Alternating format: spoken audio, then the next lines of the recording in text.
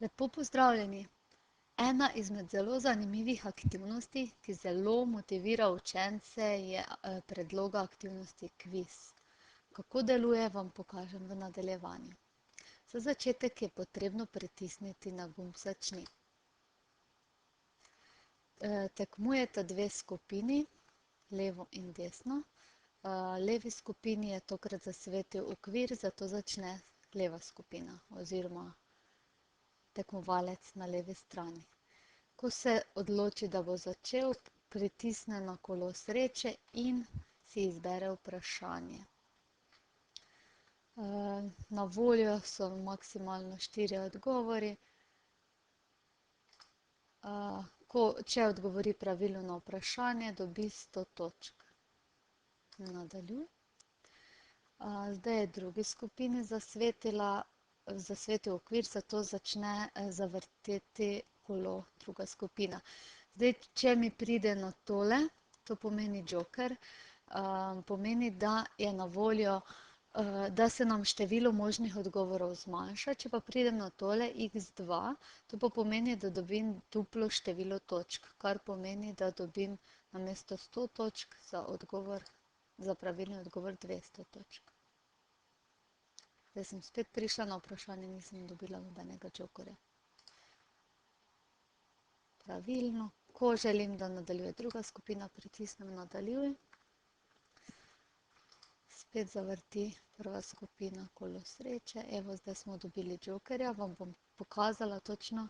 Klikni na bonus in odkrij, kaj si dobila. Zavrti ponovno. Zdaj, tukaj spodaj se vidi tale joker. Lahko jih zberem tudi več in mi ni ga potrebno izkoristiti točno v tem vprašanju. Lahko se mi jih tudi tukaj več nabere.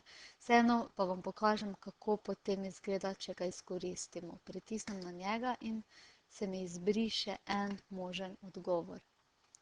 Zdaj bom odgovorila napačno. Tako, zdaj sem odgovorila nepravilno. Zdaj bo za 75 točk imela možnost odgovoriti desna skupina, tile modri monsterji.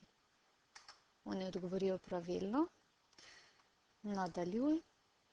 Zdaj, mi smo imeli svojo možnost in smo jo zapravili, zato je na vrsti nasprotna skupina, ki znova zavrti kolo sreče. In tudi oni prejmejo jokerja.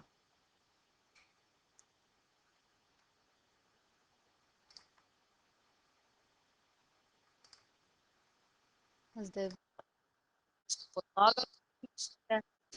imela sem jo seveda ugasnjeno, zato da ne bi motilo zvoka. Zdaj, igra se potem tako nadaljuje, dokler skupini ne odgovorite na vsa vprašanja. Zdaj, tudi to aktivnost je mogoče urejati. Zdaj, tukaj zgoraj imate tole prvo, ki ste videli, da je za prižig zvočne podlage.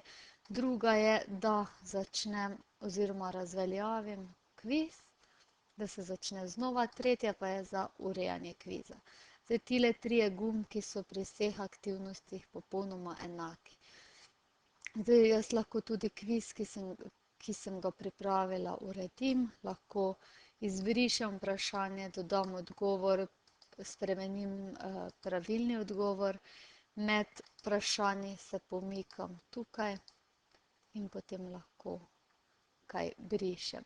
Zdaj, možnost imam tudi vprašanje shraniti in jih lahko v drugih aktivnostih znova uporabim.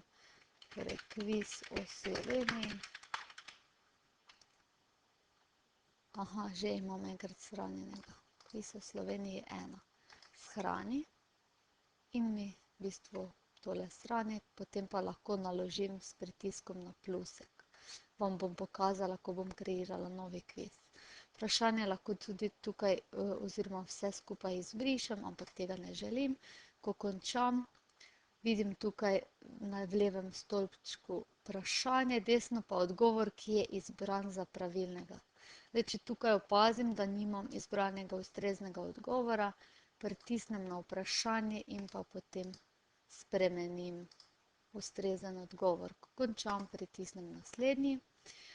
Tukaj še ima možnost izključiti naključni vrstni red vprašanj.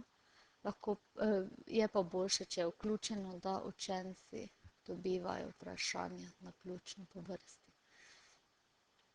Dokončaj. In v bistvu kviz je dokončan. Zdaj še vam bom pokazala, kako kviz začnemo iz ničesar. Seveda spet v orodni vrstici poiščem ikono Smart Lab oziroma dejavnosti.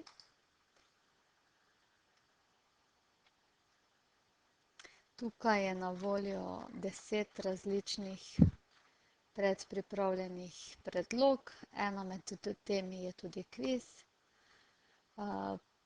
Tukaj imam možnost izbire odgovorov, torej da so odgovori več možnih odgovorov. To pomeni, da so lahko odgovori A, B, A, B, C ali A, B, C, D. Lahko pa je tudi odgovor pravilno, nepravilno, pa potem vpišete nekakšno trditev.